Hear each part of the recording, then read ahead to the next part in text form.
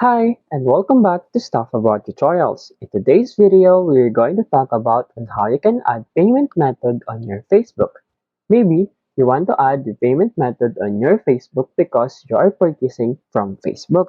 So today, I am going to teach you on how you can add payment method on your Facebook. Check the video description, I will try to leave the written instructions. So without further ado, let's get into the video.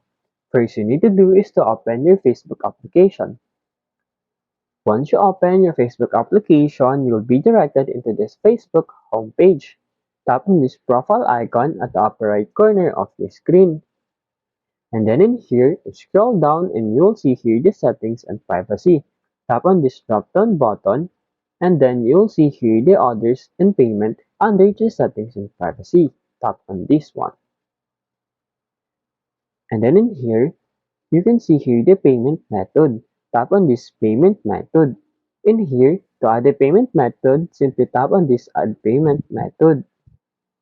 In here, you can add payment method such as credit or debit card or PayPal. For example, you want to add a PayPal, tap on this PayPal. And then in here, you simply need to connect your PayPal account to your Facebook. There you go. If you wanted to know on how you can add payment method on Facebook, that is the easiest way I know how.